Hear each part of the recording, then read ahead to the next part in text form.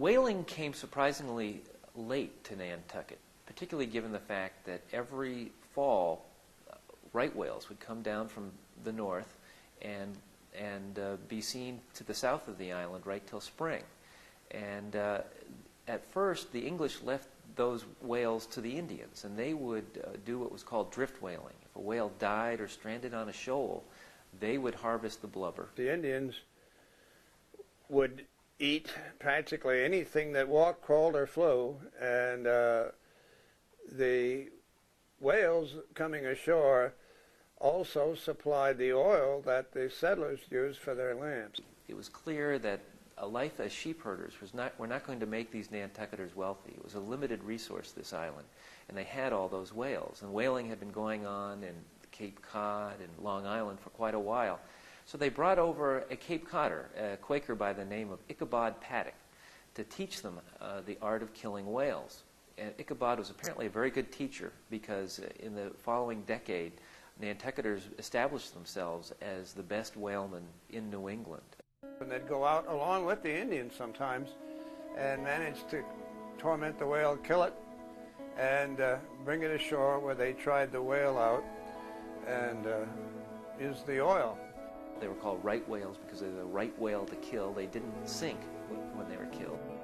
One day, so the story goes, one of these fellows in a larger boat was blown offshore, and he spotted a whale that had a different spout.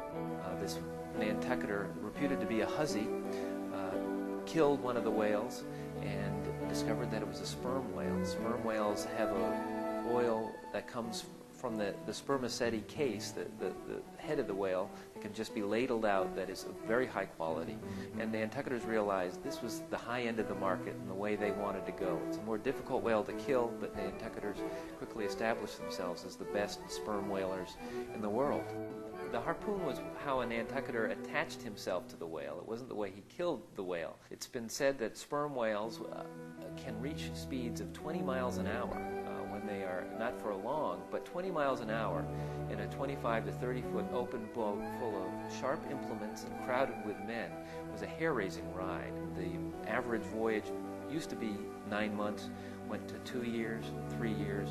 There were ships out as many as 5 years was one of the records. But so that it was a very difficult business for Nantucketers to deal with from a personal and family standpoint. These guys would be away for 3 years, sometimes home for only 3 to 4 months, and to try to keep family life going under those kinds of circumstances was extremely difficult. Someone said, being on a whaler is like being in prison with a chance to drown. And they were terrible. I mean, it was the most down life that anybody could imagine. Whaling was a business that was either terrifying, exciting, or absolutely boring. And most of the time it was absolutely boring. Out in the Pacific, they could cruise for months, 2 months at a time, without sighting a whale, without much to do. And what developed on the decks of Nantucket whale ships was a craft known as scrimshaw. So they carved wood, and they carved ivory, and they carved walrus tusks and exotic woods. Made all kinds of wonderful things to occupy himself when there was no whale, when they sighted no whales. It was endless days of nothing to do. A typical Nantucket whale ship in the early Pacific era was about half Nantucketers. The officers were all from the island. Nantucketers made sure that they were the ones that controlled the ship. And then there was cabin boy, who commonly was a Nantucketer, only 14, sometimes only 12 years old. And then there were green hands, off-islanders who were sometimes shipped to the island in packets with 7, 8 people arriving in a group, shipping out on a whaler, not knowing anything about whaling or the sea. And so a whaling captain had a lot of responsibility. He not only had to navigate his ship around the Horn and back, kill about 50 whales over a 3-year period, but he had to train 10 to sometimes 20 men. Toward the end of Nantucket's reign as the whaling capital of the world, the whale ship Essex set off on an ill-fated journey that would inspire Melville's Moby Dick.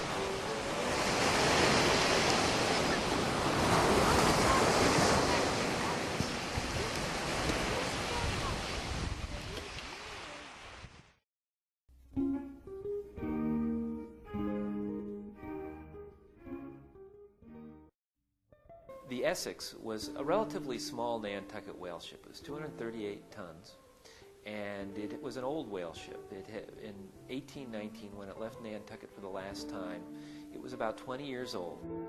She carried only 3 boats on davits, and because of the success that whalemen had, she had headed out to the Pacific to do some Pacific whaling.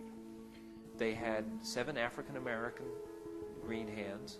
They had quite a few young Nantucketers aboard. When she got out there, the boats were lowered, and they attacked the powder whales, and one of the whales smashed up one of the boats, and it had to be returned to the Essex.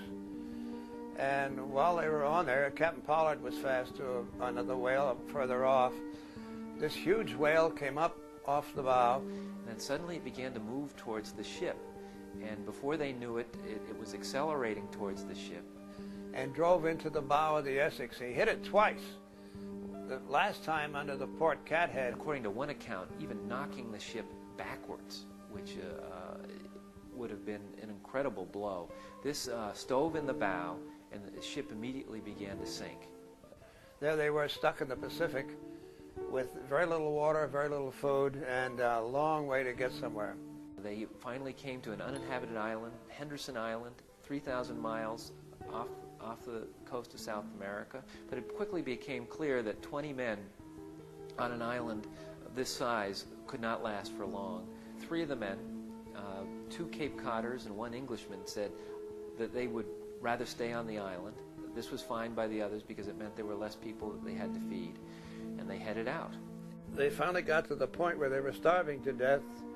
They drew lots, and Owen Coffin got the short stick. And the captain said that no, he would sacrifice himself if the boy did not want to do it. The boy said he liked his lot as well as any other. And they shot him, and they ate him. And actually, they also ate various pieces of other people who died natural deaths, but there were only 8 members of that crew who managed to come back to Nantucket. This was a disaster that no one could live down. It followed these men all their lives, but they all returned to the sea. Owen Chase, the first mate, would have the most successful whaling career, and he would retire a fairly wealthy man to his house on Orange Street. And yet late in life, he began to lose his mind. He began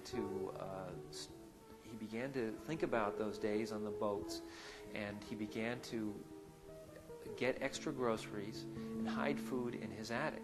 Eventually, it was determined he was insane. He had an attendant, and he would die. But Owen Chase was a man whose ordeal in the open boat finally came back to claim him. One day, years later, there was a lady tourist who had come down here, and somebody pointed to an old codger who was sitting in front of the Pacific Club, and they said, "That's one of the last survivors from the Essex." And she immediately jumped out of the carriage, ran over, and she said to this old guy, "Did you by any chance know Owen Coffin?"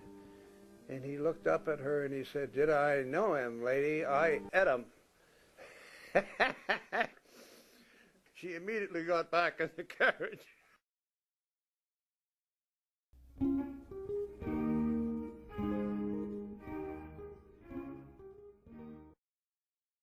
As Nantucket's whaling fleet grew in both numbers and size of ships, the sandbar across her harbor began to interfere with the loading and unloading process, and thus whalers began to turn to Martha's Vineyard and New Bedford.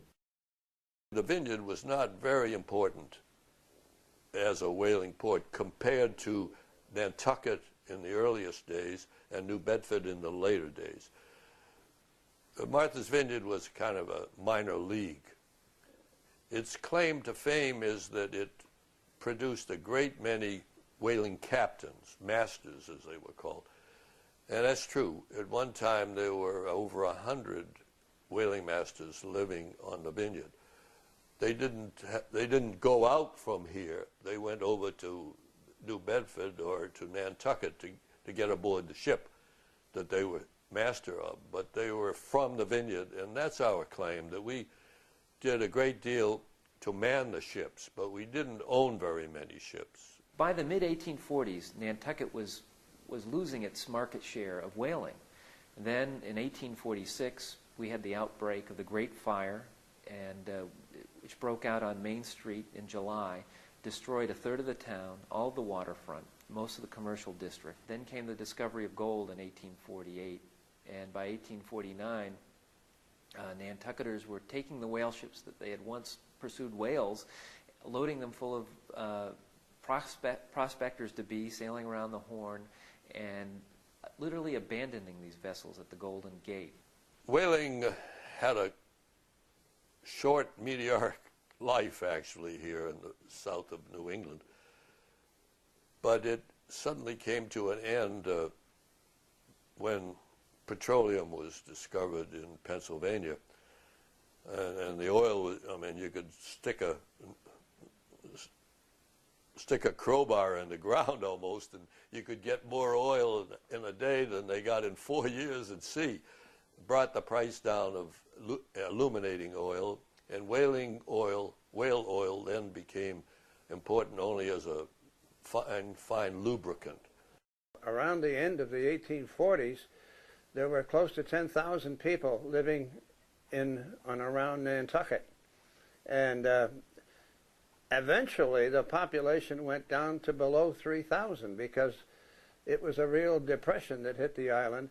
And so that you had houses that were empty or populated, just a few people in them, and there wasn't enough money on the island to do much of anything with them. And so it became a Sleeping Beauty's castle in a way, where you had all these lovely buildings, this wonderful city that whaling had built, but without really any economic source to drive the engine.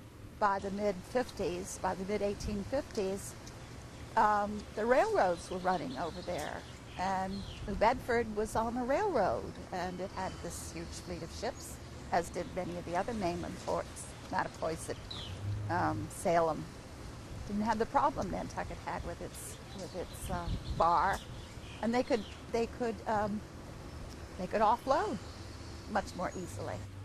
The other cause of the decline of whaling was the decline of the product. There just weren't that many whales anymore. These guys went out there and killed them all, and there was no thought of conservation, of course. And slowly they just wiped out the whale population, and it became unprofitable to go whaling.